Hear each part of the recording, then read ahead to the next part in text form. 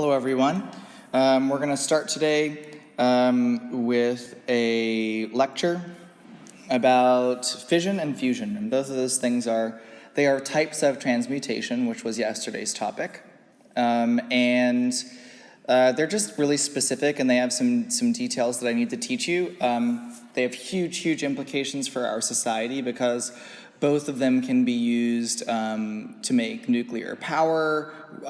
They could be used as weapons as well. So make sure you're paying attention if you want to be relevant in current events. And also go ahead and have out 2 pieces of paper. One, Cornell notes with a proper title. The other side, you need to copy down the do now and the pair up and the summary and any homework assignment. Okay, so I don't have any bookwork for you to write down today. The aim is, what are fission and fusion? And I do want you to pause the video right now and write down these questions. What is transmutation? How can one identify natural transmutation from a nuclear reaction equation? How can one identify artificial transmutation from a nuclear reaction equation? On which nuclear particles from Table O will particle accelerators act? Why? Okay, so this is actually pretty much a whole lesson is based on a couple of simple precepts. The first one is called the conversion of mass to energy.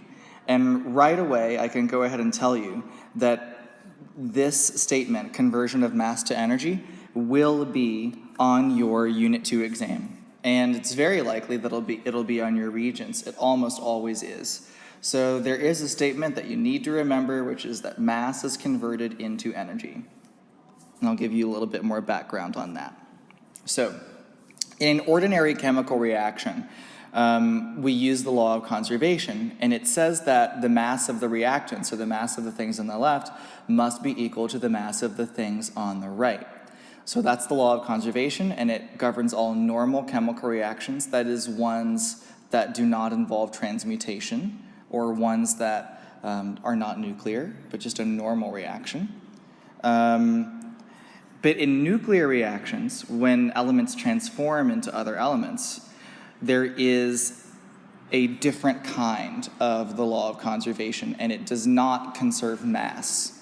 So basically, in nuclear reactions, some of the mass is not conserved, it's converted into energy. So that's the reason why nuclear reactions have enormous amounts of energy. So as you can imagine, many scientists were very upset to find that the law of conservation was not being followed the way they expected in nuclear reactions. They were expecting mass to be conserved in any reaction, not just normal, quote-unquote, normal ones. And it took a genius by the name of Albert Einstein to figure out what was happening to the mass. He came up with an equation that reads E equals mc squared. And energy is represented by the letter E. The unit for that is joules. Mass is represented by the letter m in kilograms, and c squared is the speed of light squared, which would be a huge number. It's this number right here. It looks like 90, I don't even know, like million trillion or something. It's a lot. But in any case, he uncovered a simple truth, which is in the equation itself. He's saying that energy is mass times the speed of light squared.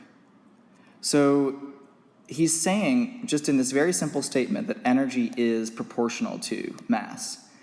He is saying that it's okay if you lose mass during the course of this nuclear reaction. It's okay if you lose this mass because it's going to be converted into energy.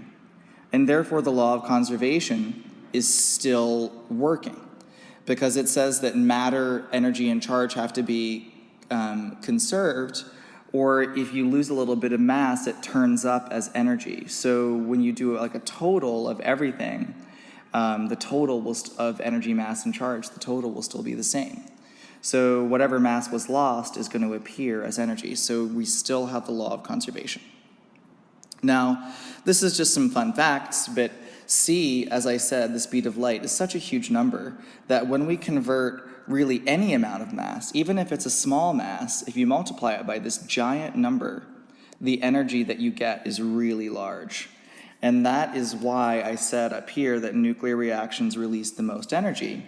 It's a frightening amount of energy because you're multiplying that tiny mass by a huge speed of light squared. So it makes the energy huge as well. All right, now contrastingly, if you just were to burn methane, which is just a very simple gas that we use for heating sometimes, in an ordinary chemical reaction, you would get 55,600 joules of energy. That sounds like a lot, but it's really, compared to this number, it's very small. So the answer to this question is, I'm not even going to write it, but it's a huge number. It's much, much, much, much, much larger than this number. All right, so let's go ahead and cover fission. So fission right here. You may have heard about atomic bombs and nuclear power plants. Both of those things are operating based on fission. And a fission reaction involves the splitting of a heavy nucleus to produce lighter nuclei. When I say lighter, I don't mean light. I just mean lighter than the original heavy nucleus. And the word I think that matters the most in terms of root words and stuff is splitting. So when you look at the word fission, it's going to sound a little bit like fissure or even division, and that's what we're getting at here with the other term, splitting. So it starts out with a heavy nucleus, like in this case a uranium-235, and it's struck by a neutron. So a neutron is coming in out of nowhere, and it strikes the nucleus and goes really unstable. And after it becomes unstable, it then splits into two lighter nuclei. So now these two nuclei are a bit lighter. They've lost protons. Each of them are just like roughly half the protons, half the neutrons. And when the number of protons is changing from 92 to these smaller parts, in this case we have 56 protons, 36 protons, that means the element itself changed as well. So instead of being uranium, which is atomic number 92, in this case, this guy is barium now. It's atomic number 56, and this one's krypton, which is atomic number 36. And they also release some other particles as well. Some neutrons come out. You should think of it as like shooting a bullet at a watermelon, and the watermelon splits into pieces, and some seeds go flying out. And one of those seeds, or one of those neutrons, may strike a neighboring nucleus of uranium-235, just like this guy. And if it does, the process begins again. This uranium-235 is going to be struck by a neutron. It's going to split into smaller parts. Those parts do not have to be the same. In the first split, we had barium-139 and krypton-94. In the second split, we're noticing rubidium-90 and cesium-144. Some other neutrons will come out. In this case, it was 2, not 3. And that's all random. It doesn't matter. And these neutrons can split neighboring nuclei. This whole process taken together is called a chain reaction. That might even be a word you've heard before, but it refers originally to this process where one reaction fuels a second reaction, which may fuel a third, and so on. So I'll fill in the answers to this fill in the blank, and then I'll come back and explain anything I need to. All right, I'm back. So I'm going to go over the things that really matter here. Here's lighter weight nuclei. I just want to point that out. If you just go to the first split, here's my heavy nucleus, and here are my two lighter weight. I just want you to note they are not lightweight. 139 and 94 are not light, but they're lighter than 235. So that's part of the definition. Lastly, it releases a great deal of energy that's represented by the explosion marks here. That energy is actually the most energy of any kind of reaction, much more than a typical chemical reaction. And that energy is being produced because, I'm going to highlight it, some matter from the original atom is converted into energy. So it's converted. Matter converted to energy. That's the order. Matter converted to energy. Lastly, the nuclear products of fission are intensely radioactive. So these products and these products are called nuclear products of fission, and they're all of them, all four of those, are radioactive, and therefore are radioactive waste, and that's one of the drawbacks of using this reaction to make energy. All right, drawback. So take notes on this slide. And then I want you to compare it to fusion. Some of you have heard before that the sun and other stars are ongoing fusion reactions. If not, that's why I have a picture of the sun up here. The sun is fueled by fusion. And a fusion reaction is in some ways the opposite of a fission. Instead of dividing the nucleus, it's actually going to take two nuclei and combine them into a single nucleus. So a fusion reaction involves the combining of light nuclei to produce a heavier nucleus. I'm not saying heavy, just heavier than the light ones. So on the surface of the sun, that typical reaction would be this guy. It's going to take two hydrogen nuclei whose mass is each 2. And we need to follow the law of conservation here so that it makes sense, but 2 plus 2 is going to give us a mass of 4. And 1 plus 1 will give us a mass of 2, or a charge of 2, excuse me. And if you check the periodic table, the only element who has a charge of 2 and who could have a mass of 4 is helium. Now, if you know your Greek and Latin mythology, Greek and Roman mythology, you probably know that the god of the sun is Helios. And there's a bit of a long story that I can tell you in class if you're interested. But this element is named after the sun, not only because this reaction takes place on the sun, but for other reasons as well. So if you want the whole story, I'll give it to you in class.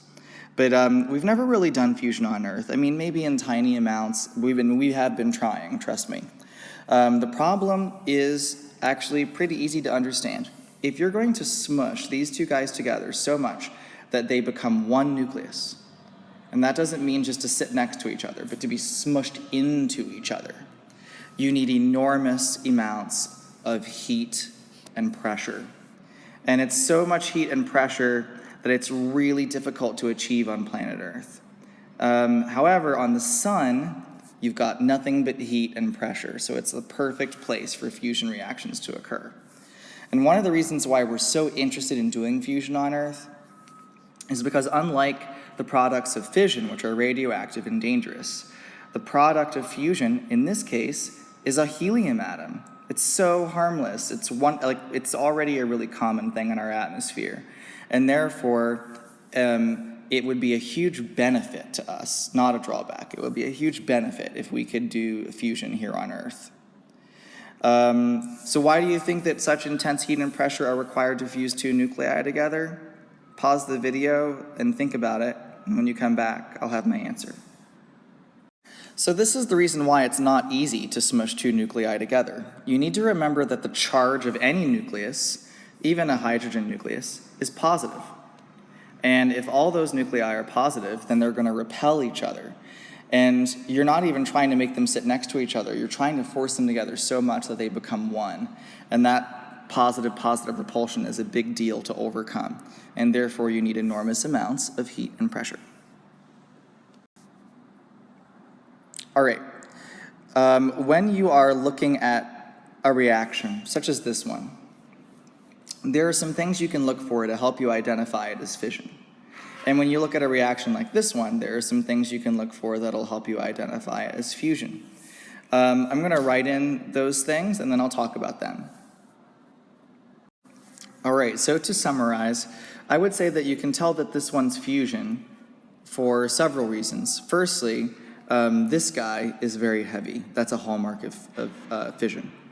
And secondly, these two guys, although they're heavy, they're both lighter than this one, so they're lighter weight.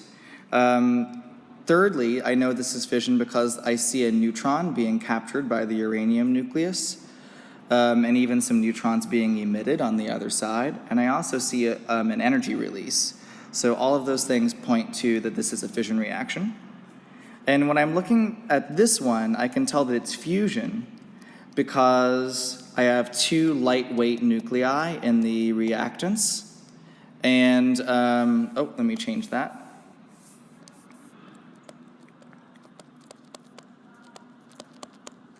And I also have a heavier product. It's not heavy, but it's heavier than the two reactants. There's also energy release as well. So here you are at the pair up. I need you to copy down these questions. It shouldn't take you very long. It's to be on a separate piece of paper, and it should be filed under classwork. Also, please copy down this summary. We will complete it in class tomorrow. It should go right under your pair up in the classwork section of your binder.